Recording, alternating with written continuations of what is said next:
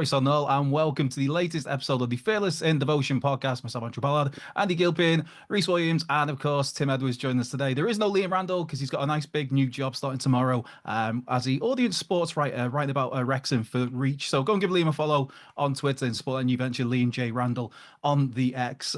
We do have a newsletter as well, of course, you can go and subscribe to. We're on the back of a very big weekend, a very heavy weekend possibly, especially for the other three in this chat, because I watched the Charlton game from the comfort of my home. But of course, there was, before the Charlton game, there was the live event, Fearless in Devotion live event on the Friday night. How did that go, guys? Great. Yeah, I loved it. Really good. Fantastic to see so many people there who were clearly listeners, and they were very, it was great to have a drink with them afterwards as well. And I mean, the event itself was just brilliant because, I mean, Danny was great. Mozza's always great. But, you know, Glenn Little just interviews himself, doesn't he, gents? Yeah, we couldn't shut him up, really. He almost missed his train. We had to kind of remind him, and he just sort of exited stage left. In the best way, though. He was brilliant value. Yeah, he was really good. And yeah, it was just lovely to take this thing on the road and have people turn up for it. You know, you just never know how these things are going to go. So thanks to everybody for supporting it. Obviously, all the ticket money goes to the miners' rescue. So happy days. Right. And the next event coming up before the Birmingham game at the turn of the year. But I think that's already sold out, was it? It has, yeah. Right. Yeah. So there's no point in plugging that one. There's no point in plugging tickets when there's no tickets to buy. Yeah, but you know what it's like. There's always going to be people who give tickets up towards near the time and all that sort of stuff. So, but there may be something between now and then, next month. No, December. But watch this space. We're just, crossing the I's and dotting the T's as the saying. So we'll see. Ooh, you big T's. Big T's, Tim. Right, let's get into football chat. Before we do that, of course, a big shout out to our sponsors, the Fat Boy Group, the Fat Boy and Wrexham Mold, the Croyce Howell, the Barking Banger, Hill Street Social, FE's Carnivore, and of course, the wonderful My Squin. So Charlton 2, Wrexham 2. A very good performance, but a little bit of a kick in the teeth, obviously, with a 97th minute penalty, which has been so much debate about. Let's just get straight into that. There in the ground when you first saw it, guys. Andy, we'll start with you. Was that a penalty, did you think, at first? And has your opinion changed since you've seen it back? I didn't even see what it was for at the time. It was so far away. It was the other side of the pitch from the away. And he just sort of pointed to the spot, and everyone just around us just went, what was that for? I've seen it back. I don't think it's a penalty. I really don't. I know there's a lot of debate. I just don't know what he can do with his hand at close range, his arm at close range there. What was he supposed to do? Put it behind his back? Have you seen the angle from behind, out of interest? I've only seen the angle from in front where it looks the ball just catches him plumb on the left hand side. I just don't see how he could really move his arm, and he hasn't moved his arm towards it. It's just come at him really quickly. Has it? Well, yeah. Was it quickly? Right at him. No, it wasn't kicked right at him. It looped and bounced slowly. And if you look from behind, he cocks his arm out, his elbow out subtly. All right, okay, I haven't seen the behind one. Fair enough. But no, I thought neither it was did the referee. The referee didn't see from behind it as well. So let's not hit us with that. Fair enough. With that hindsight. I thought it was a pen myself. I got to be honest. I don't think we can have many arguments about that. And also, I kind of feel like, fine, Parky's sounding off about it. That's his prerogative, fine. But personally, if I was Parky, I would be a bit more peeved off about the fact that we had a free kick with 60 seconds to go, basically 25 meters out, 30 meters out in the corner. Like, why? How have we ended up in a situation where Seb Revan has had to do that? And it was the right thing to do, by the way. But how have we ended up in that situation within seconds? That's what I'd be sounding off about personally, not about the fact that there was a contentious handball, which gave the ref, to use the cliche, a decision to make. Tim, what are your thoughts? You know what? I've watched it back about 20 times now, because I watched it back a couple of times yesterday when we were sort of out. I think we had a curry in the end. It was very, very nice. And my initial feeling was, I mean, the rule of thumb for me with stuff like that is that if that's given against your team, you are absolutely flummoxed if it's not given. So you kind of got to go down that route. Anybody who says, "Oh, if that was given against Wrexham and it wasn't awarded," if you said you wouldn't be angry about it, you'd be lying. Come on, let's be honest. I Yeah. feel a bit sorry for Max. I know people talk about natural position and this, that, and the other, but it's a slightly. I think it's just a natural reaction, but it's a slightly awkward reaction. It is a little bit, I'm a little teapot, short and spout, kind of sticks his arm slightly, and I feel a bit sorry for him. I think it's just one of those things. I dare say that the second block, the follow-up after that might have been handball. I mean, the big thing for me is that it was the reaction of the players. Nobody remonstrated with the ref. Everybody looked, oh, yeah, fair enough. So I think that kind of told its own story. I think Parky's comments saying that the ref had one decision to make and he got it wrong is probably going to land him in a bit of hot water. But I think he's just protecting Max there because none of us expected him to see him back in that starting lineup. So he's just protecting him, and rightly so, because he had a pretty decent return to the lineup. But yeah, I just think it probably was a penalty. Was it deserved? Absolutely not. We bossed that game for large parts, especially second half. And it was a great day. I'm so tired. It was so good, so good. But we'll talk more about it in a second. Yeah, in terms of Parky possibly being in hot water, I imagine there'll be some sort of action because his comments are going to hear after the game. Obviously, passion running high, where he questions the referee because obviously the referee got replaced. There was the fourth official came on to ref the game, so he questioned the fourth official that came on. Is he up to the job? Clearly not, because there's only one big decision that he had to get right in the game, and he's got it wrong. I just want to know how he can give that as a penalty. All of the rules I know about handball clearly state that wouldn't be a penalty. His arm is in a natural position. He actually tried to pull it away. Very, very harsh. And we'll have to see whether it's very, very harsh punishment that comes Parky's way. For me, I think it's one of them where at the time I thought it was a really soft pen to give, but then you see it back and it is where's Max supposed to go, but it is one of those where more often than not you think that's probably going to get given, and unfortunately for us, that was the case. Now, talking of Max back in the lineup, which I mean, this is a player who got injured just last month against Leyton Orient, and it was at the time positioned as this could be a really big injury. He wasn't on the bench on Tuesday against Huddersfield, but he was there warming up with the players, doing a few exercises. So it was a bit of a surprise for him to come in replace of Owen O'Connell at the weekend. Rhys, were you caught off guard to see Max come in, and how do you think he did for a first game back after that month out? Not sure if I was caught off guard. I don't know when I was expecting him back, but I think we saw there our now starting back three, and I thought they were great. I thought Maxi was really good, and he had a difficult time. I thought he was probably lucky, dare I say it, to not get a yellow in the first couple of minutes when he hacked down their probably only real danger man, who was a real live wire all game. About 25 yards out, and he'd totally done him. After that, I don't think he got past him. And he was superb.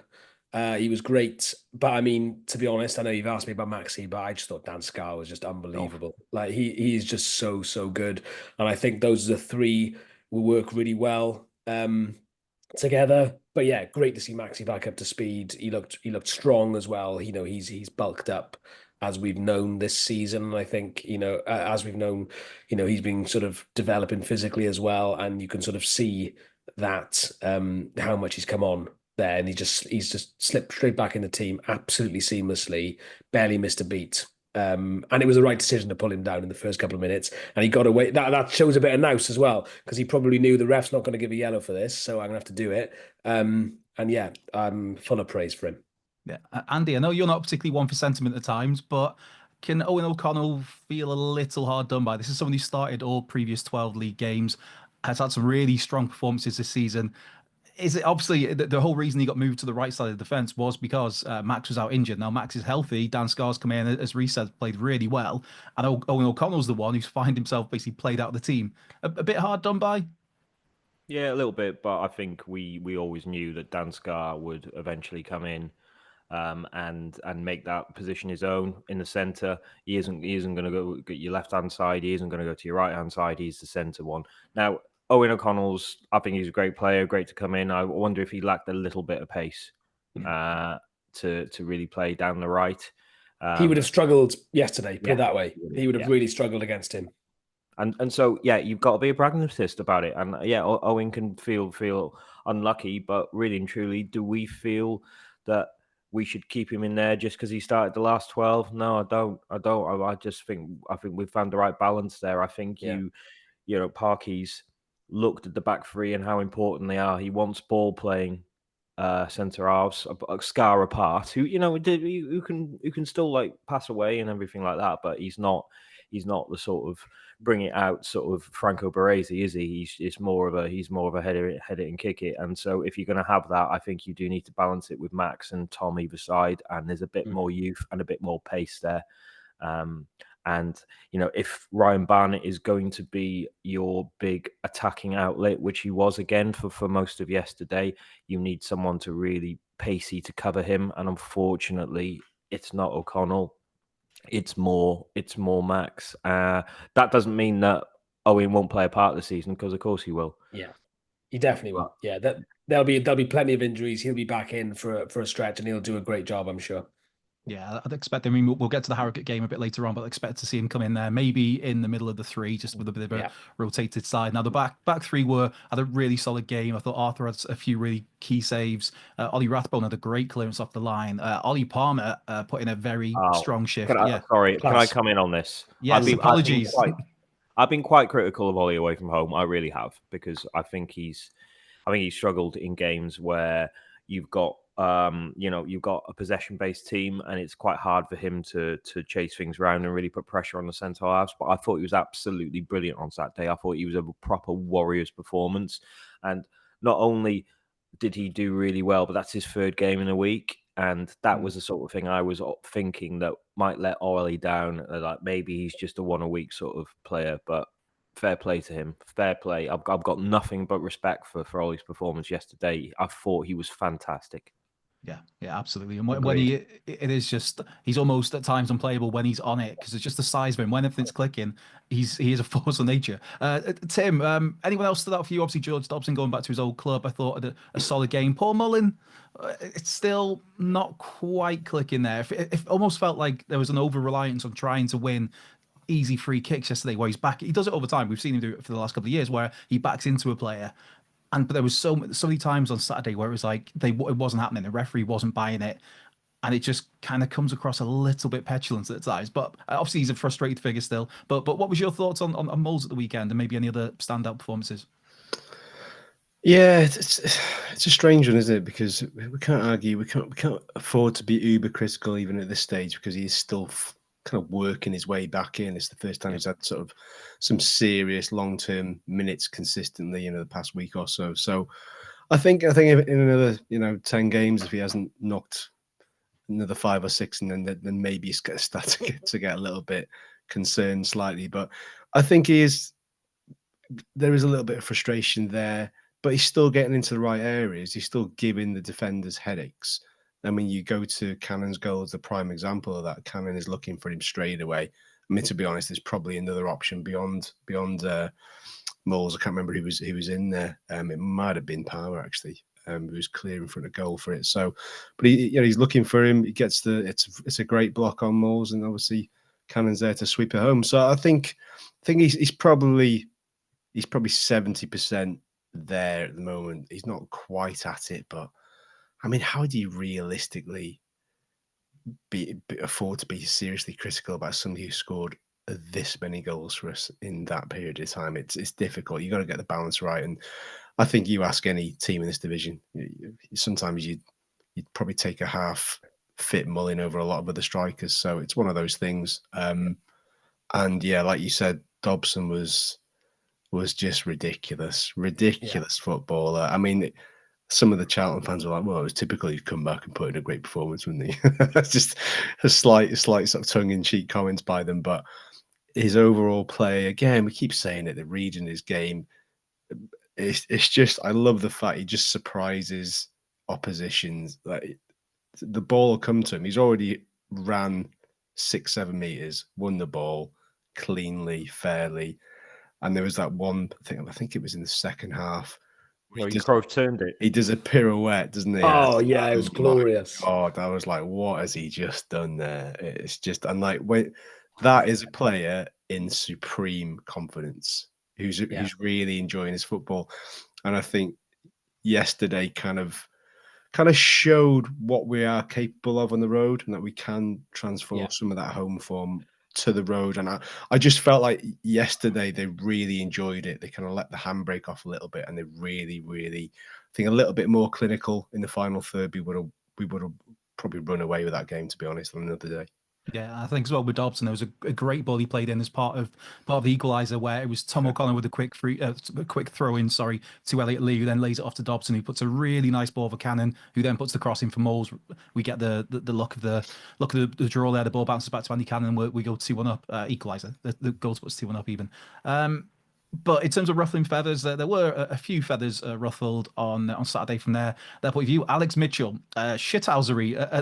It's one of those things where you hate it against you, but I mean, we cannot moan about any team and any players being shithousers because we've got our fair share. But he was up there, and Nathan Jones, of course, Charlton manager afterwards, who he reckoned that Seb Revan should have been sent off, and it just it was a terrible challenge. It wasn't the best. Yeah, it wasn't the best, Rhys. I'll be honest. It wasn't an ankle break. He was like, "It's a red card. It's bollocks. It's a cynical challenge," and we all knew he was going to do it. You know, because it was sort of around the knees, though. It was about 2 feet off the ground. What was it? Nah, it wasn't. Just a little hack.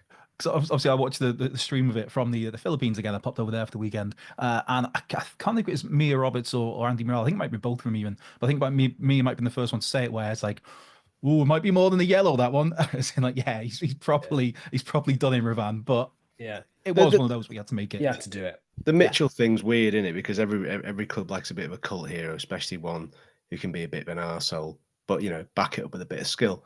Last time I checked, Mitchell hasn't played in the Premier League, and he hasn't got anywhere near any caps for his country. Even Millwall hated him. They let him go out on loan 4 times. So there's your levels.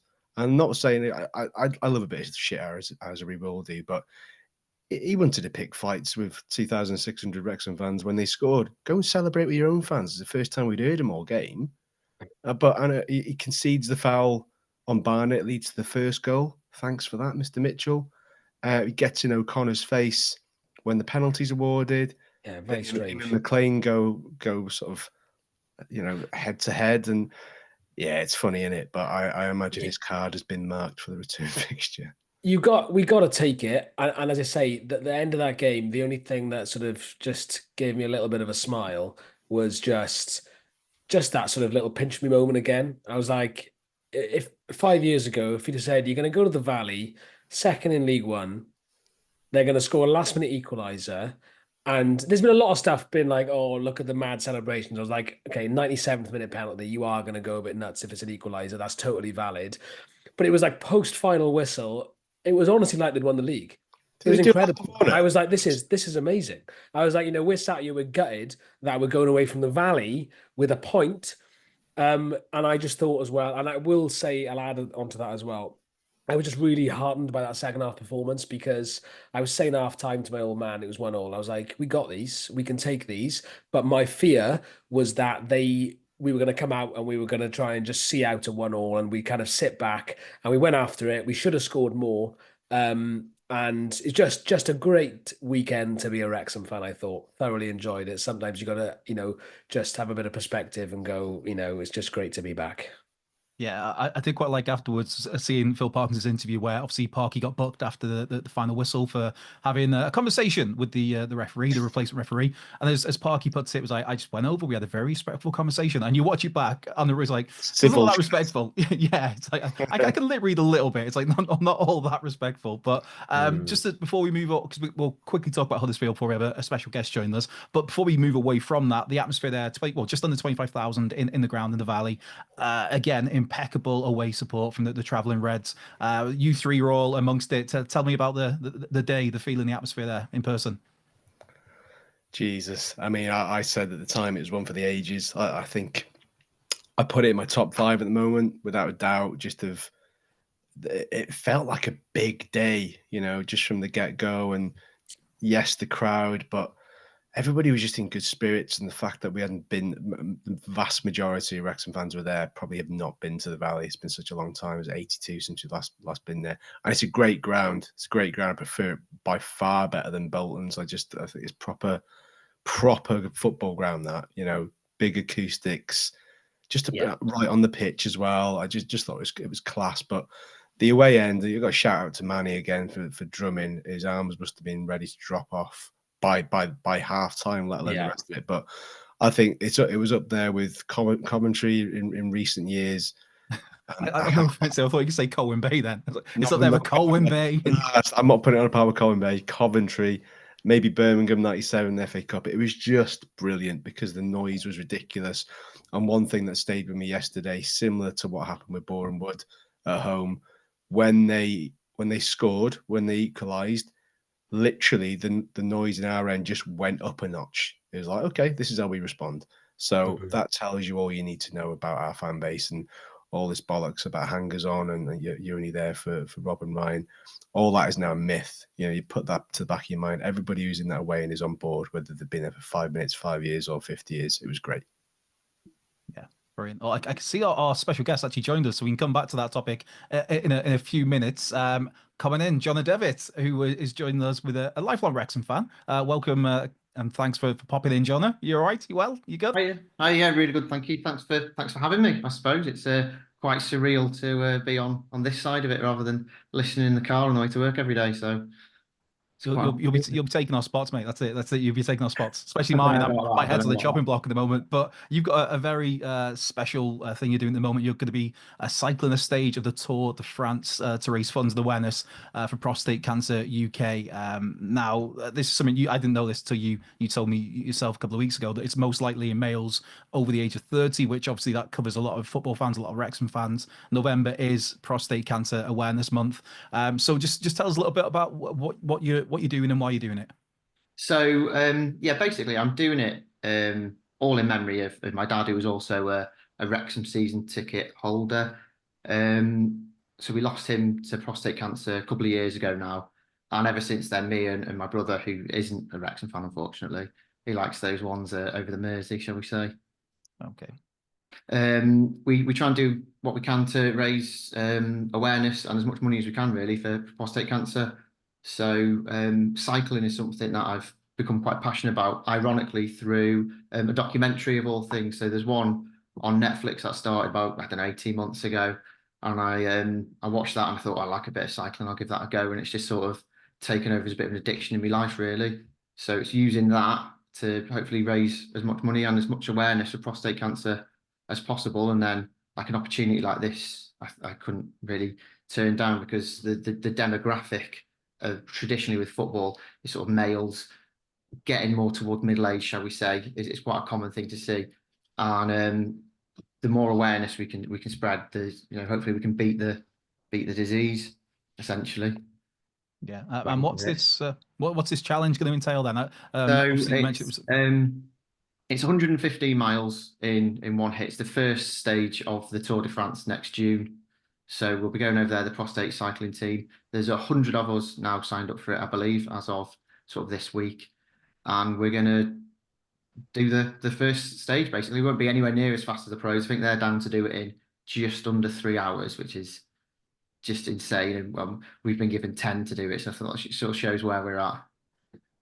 And yeah, it's a nice lap around the north of France, around Lille, into Belgium, then back around into the back of Lille. Lovely. And you in work as well. You said you're going to be doing Movember this. Well, it's what? So October 27th now. I work in a bit of conflict of interest here. I work in Top Spoons. I'm one of the managers there, and all the lads, we've all decided we're going to try and be sponsored to do Movember. So I'll be clean shaven on the first of the month, and then we're going to grow some absolutely stunning moustaches, hopefully. Can I interject there? Because I did say to Andy the other week, maybe this is something that we could do.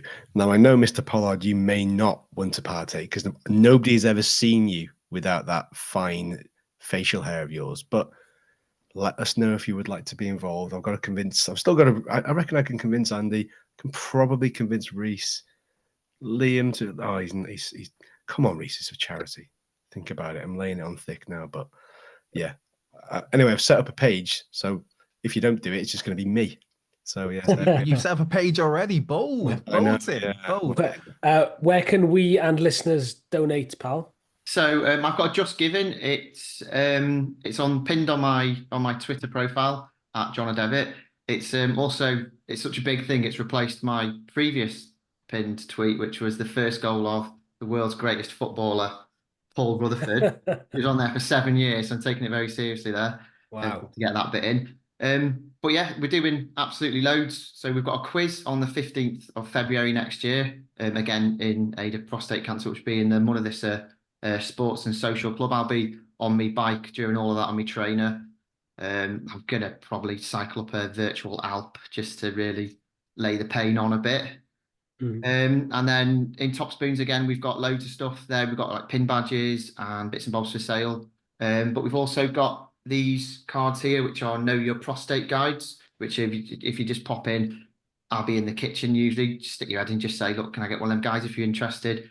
Because the two big things for me are the huge steps forward for men's mental health in the last sort of 5 years has been all just from talking about it and removing that stigma as much as we can. We talk, we ask how each other are. And I don't think we're ever going to get to a point where we go, how's your prostate to one another? But if we can remove some of that stigma from it and people are thinking, oh, what are the signs? What's this? And they know, then they might be able to get diagnosed. Like the one that really sort of haunts me, and it shouldn't, was mine and my dad's season ticket seats were slap in the middle of the Mould Road stand, and he'd go to the loo before the game, he'd go at half time, and back before the takeover, you used to be able to walk round the pitch after the game, didn't you? Like it was a bit not free for all, but you could walk out, and he'd go to the loo after the game.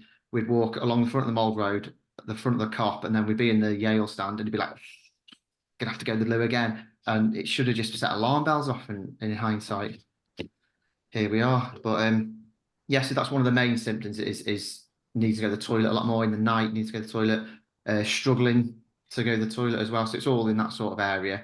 And it's not just that, but hip pain, any pain in that sort of pelvic region. Because my father was due for a hip replacement and he put the pain down to that. And it turned out that it unfortunately was stage 4 prostate cancer in there, which was not the news we wanted. But in the end, he did go to the doctors about it, and he had the blood test, which is the PSA, the prostate antigen screening test. And that's the most reliable way to test at the moment. It's not just the old finger up the back passage. I know a lot of people are what they're scared of, really, the stigma of it there, but it's a lot less embarrassing than the dying, isn't it? To be honest. Yeah, absolutely. Sorry, a bit more with that one. No, it's a really important message, man. We're all very sorry for your loss, and you've taught me something there. So it's a really important cause, and we're glad you could come on and talk to us about it. Do donate if you can, and just spell out your handle, because it's a bit harder to find people on Twitter these days, isn't it? So spell it out for people who want to donate. Yeah, so it's JonaDevitt, just at Jona Devitt. And that's me on Twitter. Yes, so 1 in 8 men are likely to get it. So if you look at the squad and the bench on Saturday, 2 of those per team could end up with prostate cancer. The risks heighten the older you get. Over 50 is where you really start to get in risk. After 70, it goes up again. And at the moment, about every 45 minutes, so every half of football, someone loses their life to prostate cancer. So I want to eradicate that. It's my sort of life's work. Send us the link, and we'll make sure it's in the pinned description on the YouTube and all that sort of stuff. Yeah, brilliant cause, Jona. Brilliant cause, brilliant effort. So we've got the Movember coming this month. You got the quiz in February, and then was it June? Do you say that's the Tour de France first leg? Yeah, end of June. We go a week before the pros, so we warm it up for them, and then they come through and shows how it's really done. Brilliant. Right, so that's absolutely fantastic. Brilliant. Right, and I'll be riding around Wrexham with me jersey on. So if you see me, give me a beep and try not to knock me off if you can. Fantastic. Right. Well, we won't take any more of your time, Jona, but we will be sure to share that out. And again, cracking effort, mate. Wish you all the best on that one. Brilliant. Thanks for your time, guys. No worries at all. Thank you. Cheers. Great stuff. Yeah, fantastic cause there. Fantastic effort. Right, where were we? With Charlton. Charlton in the atmosphere. Tim, you gave us your thoughts. Andy, Rhys, anything to add quickly before we move on to quickly talk about Huddersfield? Yes. Andy, before you go, I forgot to say another reason why I was just loved Saturday was on the train there on the Thames link from central London to Charlton. There were I overheard a conversation between 2 Charlton fans and a Wrexham fan, and the Charlton fans were saying, they were talking about how they saw the game go, and he goes, I think we're going to, turn up a bit today. We've sort of solidified. We beat Birmingham the other week, and we tend to play better against the bigger teams. So, and I thought, wow, this is great. We're already at home. We're one of the bigger teams. Everyone knows it. That pretense has gone. So that was just another moment. I was like, oh, great. We're back. Sorry, Andy, continue. Oh, so yeah, it's fine. So I'm. You know what? I'm still struggling a little bit from yesterday, I can from the see. Friday, from Was it a from heavy the whole. weekend, Mr. Gilpo? It was a heavy weekend. I popped out to watch. I watched Arsenal Liverpool as well at the Emirates today. So Just popped over to the Emirates back in a bit. well, yeah. Well, I am in London. I can do that. Yeah. So yeah, I'm struggling a little bit, but it was one of the most enjoyable sort of all days, if you know what I mean. Good pub location at the beginning. London Bridge. Went down on the train. Breathed in the atmosphere a little bit. It was just a great Saturday. It's probably for me, probably only second to Peterborough this season. And that's maybe because we won at Peterborough. If we'd have held on and won 2-1, I think it would have kicked that yesterday on a little bit higher and probably would have been the best away day of the season. But it's just one of those classic where everyone's there. You know what I mean? You just see so many people you haven't seen for a while. Yeah, everyone who I was matters on my was there, sofa. Andrew. Andrew, do you ever go away? I Just out used of to go, interest. yeah, I used to go loads, and I don't know, it's kind of since after the pandemic, I've kind of got out of the habit, and it's almost, I don't know, it's really weird to say, I feel like a boring old man, but it's like, I don't know, Is this Sharks again? it is. Well, obviously, if I go down south, then there's the Thames. There are those occasional spottings in the Thames there of sharks. But I don't know. I think a lot of it's because during the pandemic, I had to start working Sundays and have to be up early on a Sunday morning. So in my head, that's kind of like, oh, I don't know if I fancy a long away day trip back. So, and it's a pain in the ass to get Sundays off. Actually, it's not so much these days, but it used to be because my boss used to be a pain in the yeah. So yeah, I don't know. I've kind of, it's weird. It's weird to say that. Kind of almost just. I don't even. It doesn't often pass my head, like cross my mind, to go to an Well, away day these days. we'll get you to one this season, I'm sure. We'll drag you along. Speaking of arduous long journeys home, can I just do a shout out once again to Cochion de Cymru, South Wales Reds, who are a hardy bunch, especially the ones west of Swansea. Al Lewis and the crew. There were only two of them this time coming from Cardigan. Abertavy Reds. That is a long old way. So the bus leaves there at 5 a.m. I reckon. So we got off the bus about 20 past 1 in Swansea. So I reckon they didn't get home till nearly 3, which is Oh just wow! phenomenal. And they usually Bill don't for leave the till bus driver. there's two bus drivers. John, I forgot the name of the other lad. They drive like absolute nutters. But I shouldn't say that, should I? I won't mention the safe name of the nutters, safe company. nutters. They're Nutters, driving a load they're of kids to France drunk. next week. So, but yeah, no, they're a pair of legends. And great crack with the South Wales Reds again. 50 odd on the bus. Yeah, so fair play to them. Yeah, I'll give you a little shout out here while I think on as well. A fella called Simon, who'd come over from Australia to watch 3 Wrexham games in a week. Bumped into him on Friday in the turf. Lovely fella. He's getting over COVID, so hopefully he's all right. But he was going down to Charlton. So that's a fair old trek. Jay came from New York to the No, he did. Yeah, fair play. We were like, "What are you doing here?" So just like unreal effort once Worldwide Reds. Right. We'll quickly even skip through a couple of other topics before we get this wrapped up. One topic being, of course, Huddersfield on Tuesday, 0-0 draw against a very good Huddersfield team, of course, relegated from the Championship last season. And as far as 0-0s go, for me, it was a pretty entertaining game. 2 good footballing sides, trying to move the ball quickly, just couldn't break each other down at the final moments. No real massive clear-cut chances. Again, you look at it now, the past week, 2 teams have been relegated from the Championship in terms of Rotherham. So we've got 5 points out of 3 games there. Decent. Happy with that, Andy? Yeah, I mean, I thought we'd have 2 draws. I said that in the predictions. I think if you win away, it doesn't matter if you don't win at home. And this is a percentage. Sorry, to get up, we need to hit the percentages, and that is average, 4 points every 2 games or something like that, and you won't go far wrong. So yeah, I was really pleased with the point on Tuesday. I thought Huddersfield showed us a lot of respect, and we showed them a lot of respect because they didn't come here to try and turn us over. They had a plan. They stuck with it. We couldn't break them down. I think the only thing that was slightly against us was the amount of times we had to play Mullin and Palmer every game. due to the injury to Marriott. So he's brought people in to now to solve that. But Varson, who I'm trying to work out what he is. Is he a target man? Is he? I mean, I haven't seen much of him. Is he a target man? Is he more of a Mullin? Is he a mix of both? Seems to be. I did some digging this afternoon. It seems to be a little bit of a target man, physically imposing, but technically quite good. A decent turn of pace.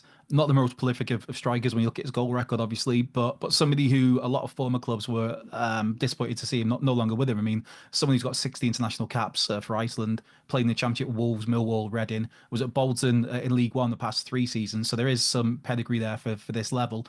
In terms of style of play, like I said, that's what I read. Now we'll have to see, which maybe we'll see at the weekend on that one.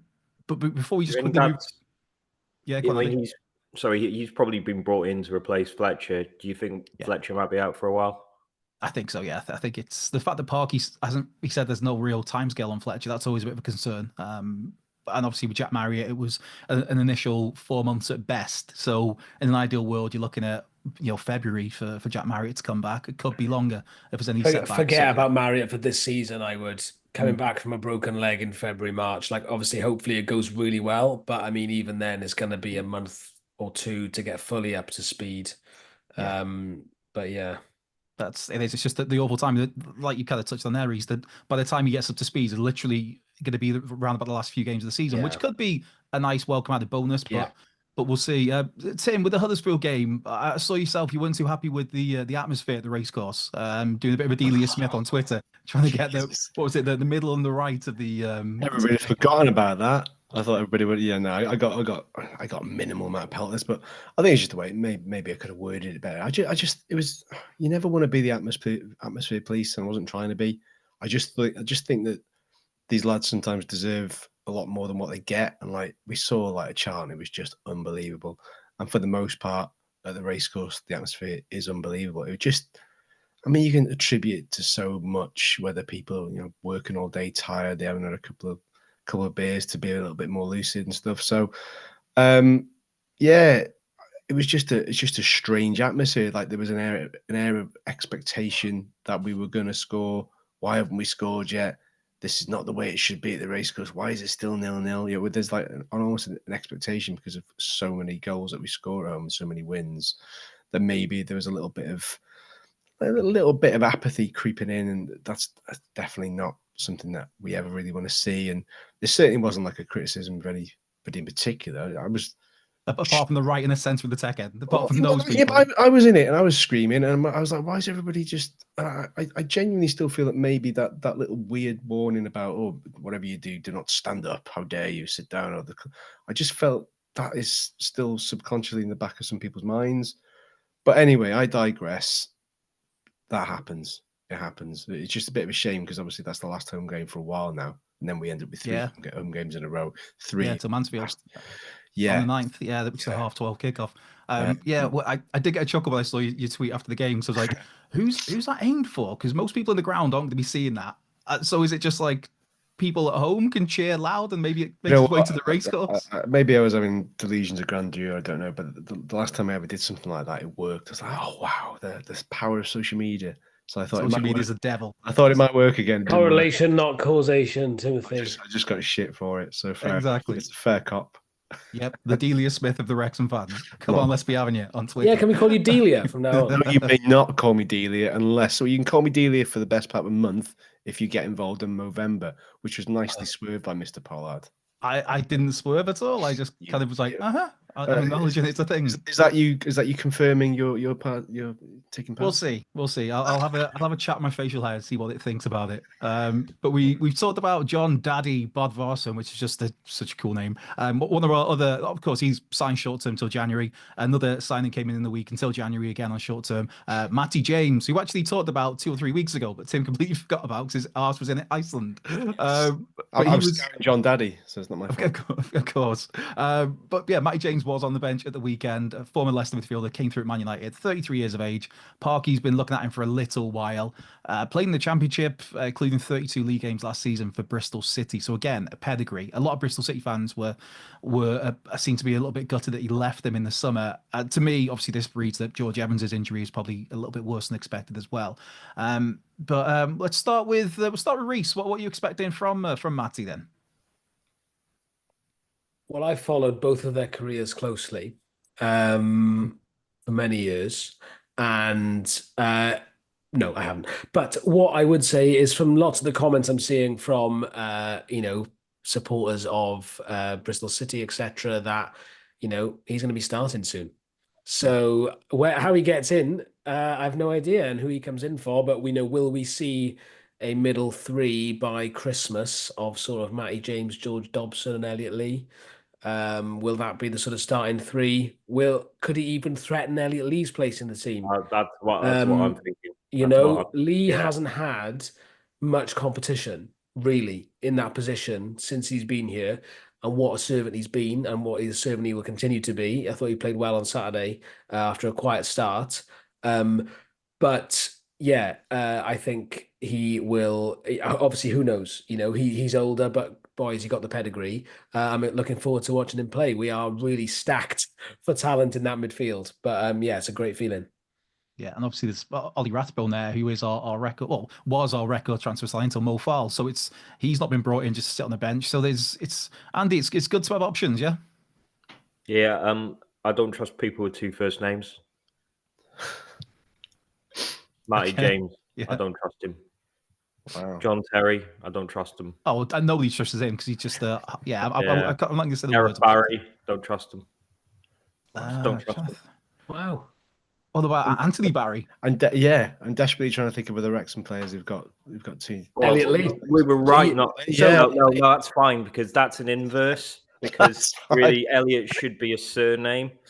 So he's all right. He's fine. Okay. Yeah, we were right not to trust Anthony Barry. he absolutely did us over.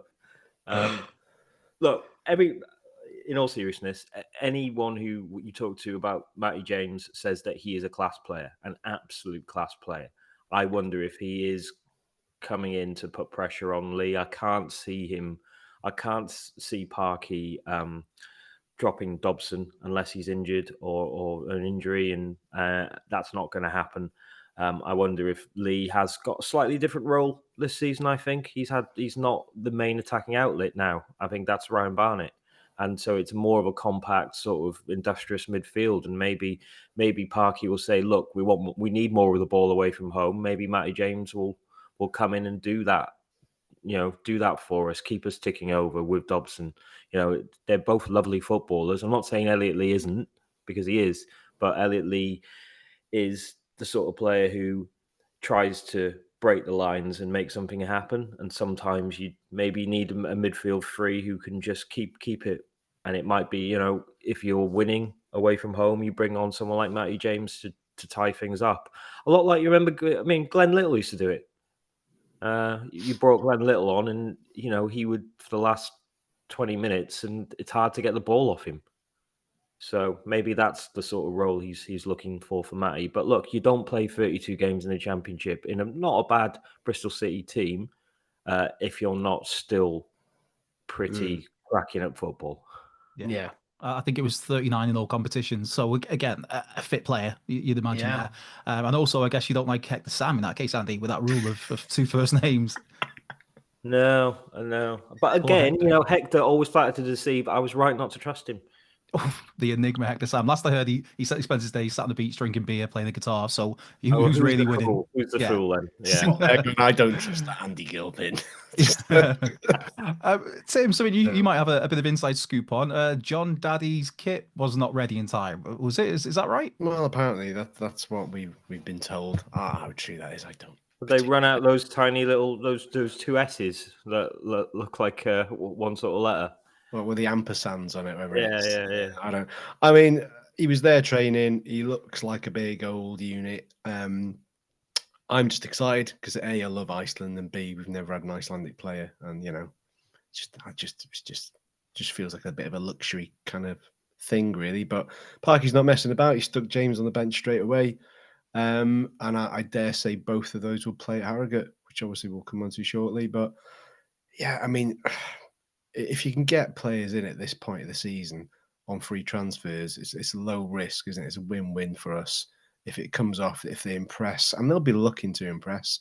Who wouldn't when you come to this club at the moment? Because the sort of the knock-on effect to it can be pretty lucrative from a sort of player point of view. So excited to see him in action, really, and that's the reason why everybody should go to Harrogate as well as in the FA Cup. Can I just, Tim, I sort of asked you this over the weekend, and you sort of explained it quite well, but does anyone sort of read into the fact that, when we used to sign players like Owen O'Connell, Ryan and Rob used to do a video or something like that? That's not really happened anymore, is it? We've moved away from that. Is that just because we're signing too many people, or is it because really and truly they've stepped away from that sort of ploy completely? Yeah. I think you look at it now and go, we're 3 years into this all. Is it 3 or 4? They don't need to do that. They've provided Parky and everybody with the tools to go and succeed on the pitch. I think, like I said to you the other day, their focus has now shifted to the things that need addressing off the pitch. We were going to discuss the stuff about the COP architectural stuff and everything else. There's so much stuff that's going on in the background that they will probably have more of a say in at the moment. They don't need to sort of, welcome this player, welcome that player. I mean, if there was like another Charlie Trafford, but one Canadian that was going to play games, then Ryan would probably do something, just like if there was a Philadelphia player, etc., if there was a link. But other than that, they've just backed off. And I think that's probably the right thing to go about it. They chime in as and when they need to, especially if there's a marketing opportunity as well as a business kind of decision to be made. So again, it's great, isn't it? I'm sure they'll be over soon enough. And they've kind of played it on the down low. Rob hasn't really pitched up since the Birmingham game. I dare say he'll be back over in and around Christmas time, and yeah, be interesting. But I think speaking of some stuff you've heard about unsourced rumours about John Daddy's shirt, I've heard they're both sort of getting cold feet and bored of it and might pull out soon. Just saying. Sounds about right. Yeah. Clearly, clearly they're not up in arms, really unhappy about being replaced by HP printers. That's it for all the big announcements. Yeah. Right. In terms of results, there's one last results to look at before we start previewing the game against Harrogate, and that was from today. Wrexham women 3, Cardiff Met 0. Aberdeen in the first half. Rosie Hughes, Liv Fuller in the second half. Great result for Steve Dale's team after. Obviously, a bit of a rough start to the season. This is obviously back-to-back wins. There was the 11-0 win in the Cup last weekend. Now another league win. Still keeps them in the same place in the league, 6, but it's 3 more points on the board. And they've got a big game next weekend against Britain Ferry, who were top for a moment today until Cardiff played against Aberdeen and won 4-2. So looking all right. Tim, your thoughts on the results today? Did you catch any of it? I couldn't. I was looking for it on Scodio and it didn't seem to be there, and it was on the Wrexham website, so I just kept up on Twitter myself. Oh right, and I thought they were doing the live thing on iFollow for free. I thought there was a free iFollow thing for it by all accounts, but yeah, it was supposed to be last week as well, but I couldn't find it there. I didn't catch it. I was still travelling back from London. But yeah, like you said, things are starting to look a lot better than what they were a few weeks ago. That's for sure. Big confidence booster last week that will have helped this. Just looking at the starting lineup and quite a few changes in there. I think looking at it, it's like, he's really freshened things up. He's probably had to freshen things up, to be honest. And yeah, great win. It's looking a bit more. Well, it's looking brighter, that's for sure. Mike Williamson was down at the Rock today watching it as well, obviously showing a keen interest in the women's side of the game going forward. So it's just great. I'm just happy for Steve and Gemma and Gareth and everybody involved there that, there was definitely a bit of pressure there for the first time in probably a long time, to be honest, for all the wrong reasons. And we've had the right pressure at the right end of the table when they've been going for promotion, but maybe not. This has been a little bit alien to them for a while, so it's good to see them building a bit of momentum. Yeah. Rhys, you looking forward to the Britain Ferry game next weekend at home? Like I said, I think they are second in the league now. So it's a big test for the women. It is, and like Tim says, it's good to see that the corner's been turned. I think we all been a bit spoiled over the last few years with the men on the women's team just winning every game. They've hit a bit of a sticky patch, and seem to have dug their way out of it, which is the important thing. So, as you say, home game now at the stage where you should be going, nothing less than 3 points is acceptable, and let's hope that's what happens. Yeah, there's some big teams in this league at the moment who've started really well. Andy, anything to add before we move on to other topics? No, not really. Just well done. Yeah, you're looking grayer and grayer in that screen as a light fades away from you. I'm sorry. Yeah, sorry, let's everyone. let's I'm finish. really Let's hurry up. tired. I'm Yeah, knackered as well. Let's run through these. It's almost like you three had a really long weekend, a Friday, Saturday, and then a really bad journey home. Right, the COP. This week, Populous Architects have been confirmed to be taking over the development of the COP, the design of the COP, taken over from AFL Architects. So again, it's 5,500 in the COP. That's the plan. Safe standing, accessible seating, hospitality, and their aim, which we'll see because we've kind of been teased with dates before that have come and gone. But their aim at the moment is to be open in time for the start of the Europa Under-19 tournament in the summer of 2026. So in effectively just over 18 months. What do we think about this? This is a group that's previously worked on the Tottenham Hotspur Stadium, the London Olympic Stadium, West Ham's ground. So yeah, it's a positive step, Tim. Yeah, massively. I mean, I don't know what happened with the last sort of architectural geezers. Were they dragging their heels a bit? I don't know. For whatever reason. I mean, you look at Populous's CV. You mentioned a couple of ones, but obviously the Sphere in Las Vegas as well. They've done that slightly left field, I know, but done some really, really big projects and done them really well. I'm not so sure about London Stadium, but you look at Spurs as a more recent example. And yeah, I mean the clock is the countdown is officially now on. Really, it's like, well, they've said it's definitely going to get done by this point, so they've now set themselves up for it. So it has to be done. It'd be very interesting to see if any sort of fresh drawings come out soon to see what that redesign may entail. And I was thinking about this the other day at Charlton. Their main stand, I kind of envisage what I'd imagine the COP would look like in terms of size. Obviously, one tier, and then you've got the gaps that can be filled in as well, similar to what they've done with their ground. So it's massively positive news. Reading between the lines, I think Wrexham.com did a story saying that they could be looking at the wider context to this, because they could be looking at a sort of 35 to 38,000 seat stadium, which I think it's not pie in the sky. I think it's a little bit ambitious at this point. When you look at the sort of likes of Brighton and stuff like that, that's a 27, 28,000 seater stadium. So let's not run before we can walk in terms of that regard. But yeah, I mean, it's all positive news, as has been the case with pretty much everything that's come out of the club this week, really. So long may it continue. Yeah. So, go on, Andy. Sorry, I just wonder what this means for the temporary stand, because you're going to need to take that down to get this up. But really, are you reducing your capacity? If we're going for back to back and we're still in and around the playoffs, do you really want to reduce your capacity towards the end of the season? You're going to have to do it, really, aren't you? I mean, I don't see how they can get the whole stand up in a year. Yeah, I mean, to build the new stand, you have to get rid of the temporary stand. It's as simple as that. So there is that crossover where it's going to be a stranger one where it goes down from 13,000 to maybe somewhere more like 10 and a half again. We go down to capacity. I mean, who knows if it is, as you said, Andy, back to back, and somehow we end up in the championship next season, which we'll see. Then you've got a season there with 3 stands that you're playing with, and you're gonna have some big away teams coming to you, wanting more tickets. So it's a good problem to have in a way. Maybe they'll build it. Really, they can do clever stuff these days. Maybe they'll build it really quickly, like that Chinese hospital during COVID. Well, all the stadiums in the Qatar for the World Cup, they were knocked up in weeks. Yeah, and then knocked down Yeah, afterwards. absolutely zero health and safety issues. I'm not sure we've quite got the same workforce capacity that they had. I'm almost certain they'll find a way. If anything that they might compromise on, it be the fan zone. They might start building it from the back down, so they can at least keep the up in.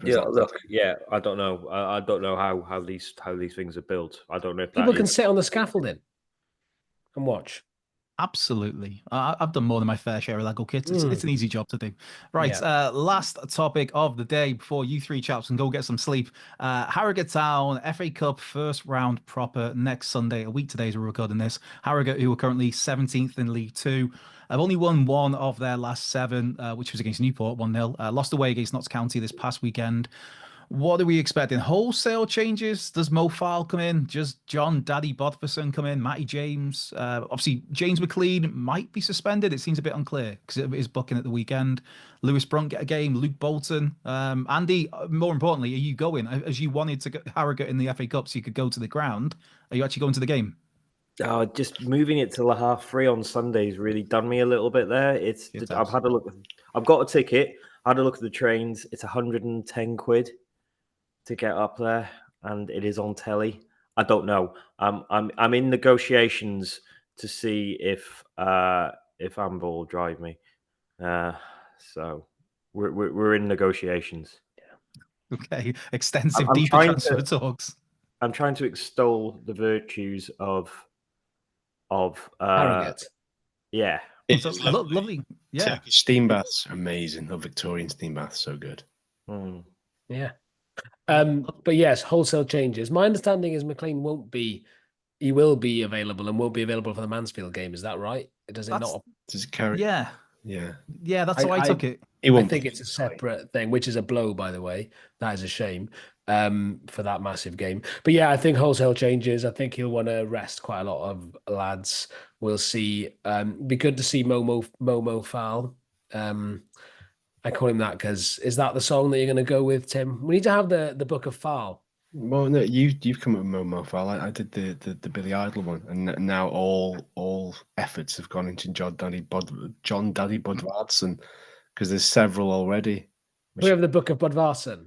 We can have the book of. I mean, there's so many good ones already. We'll save it next week. No, you could do the first one. Yeah, I mean, I've got some belters that are already out there. I've got an absolutely We disgusting. don't need them this week. We don't need them. Keep them under your hat, Tim. I've got a Mannix one which is awful, but it tickled me, so that's all that really matters. That's great. Well, I was getting comments at the live event on Friday that bring back the Book of Okonkwo. People wanted more. Was that from Tim? Was that from Tim? It wasn't from Tim, believe it or not. Some very nice couple. The best part of my weekend was hearing that.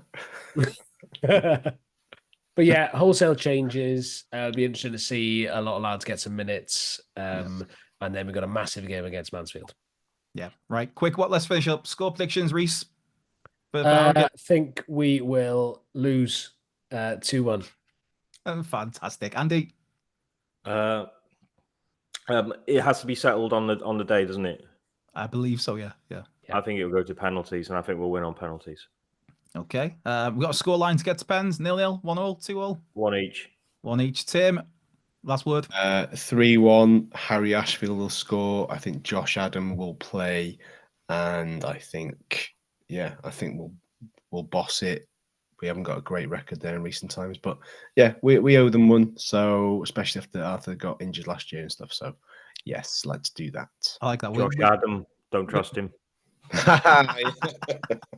Right, I'm going to end this by just saying I think we're going to win 2-0. I'm going to go with 2 for Mo Farl. And that has been it. This has been the latest episode of the Fearless and Devotion podcast with Andy Gilpin, Rhys Williams, Tim Edwards, myself, Andrew Ballard. Of course, a big thanks to our sponsors, the Fat Boy Group, the Fat Boy and Wrexham Mode, Chris Owl, the Book, the Mice Gwyn, Effie's. Please don't name them all and end the podcast. We need to go to bed. Carnivore and Hill Street Social. It's a sponsor. They're paying for this, so I have to do it. Right. But that has been it. This has been another episode in the books. We'll be back next weekend. Have a great week. Check your prostrate. It's good for you. Take care. Bye-bye.